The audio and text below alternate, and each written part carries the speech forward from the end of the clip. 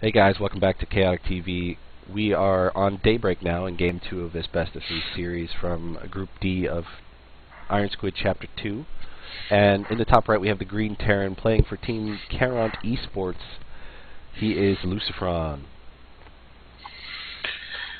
And spawning across from him in the blue Protoss, this is Parting, playing under this idea of Sivona. I don't know how to say that. Yeah. We saw Parting go up 1-0 in this series quickly with just some really early gateway pressure, and with Lucifron's Marines being out of position, the gateway units were just stronger in the whole early game base trade, and it just made the game end very quickly. Yeah, it looked like Lucifron was gearing up to do some early game pressure in hopes to maybe take a third, or at least put down his third command center and really saturate his second mineral line. But the 4-gate from Parting just did wonders and totally killed him. Yeah, it looked like both players had the exact same idea, trying to expand and at the same time put some pressure on the other player's expansion, and it just turns out the gateway units are a little bit stronger than Marines. And it's definitely stronger than all the SCVs that tried to pull and kill him, because there were just 4 stalkers, 3 zealots, and 2 sentries, and killed a huge number of SCVs. And now we see the command center on top of the ramp, and we'll see a barracks drop whenever he has the minerals. This is a CC first for Lucifron. He wants to get into this late game type macro situation, and we'll see if Parting wants to let him into that, or if he wants to try to punish him again. Well, it looks like he's going to let him do it, because he's dropping his own Nexus. Yeah, I wouldn't be surprised to see Parting, go into these macro games, because his PvT is so strong, and he can do anything as far as it goes.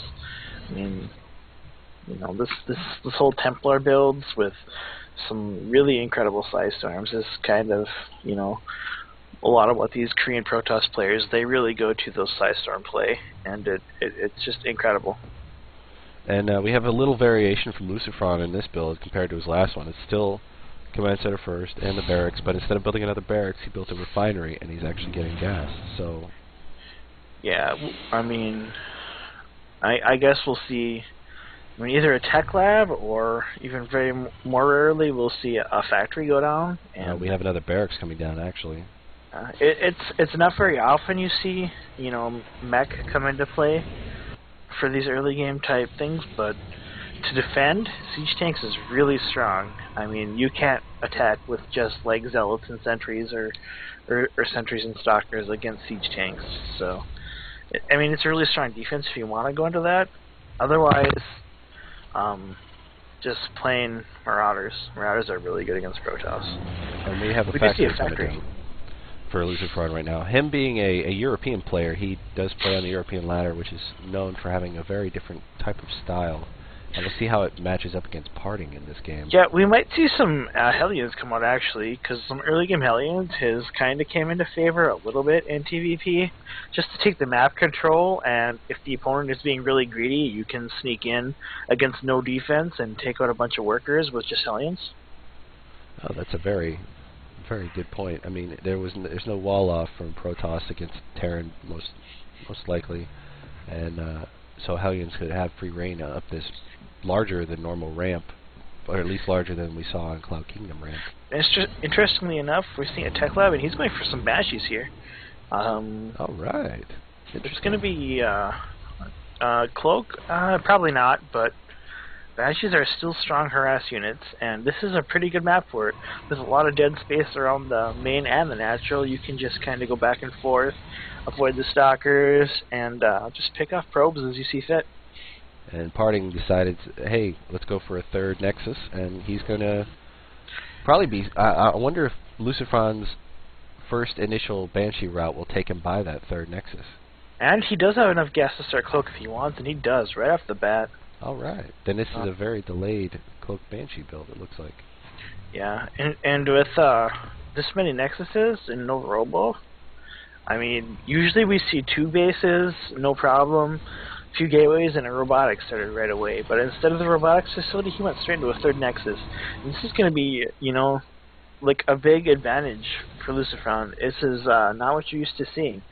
But, I mean, I don't know if it's just this whole sixth sense, or, I mean, if he had this build planned, but it might be something that really works on the European ladder. Right now we have 5 gateways just finishing for parting, and he actually put down 2 more since I said that. So he's going to have a huge number of gateway units just for a main attack at probably about the 10-minute mark. Yeah, I mean, this is a modified version of the whole gateway timing attack.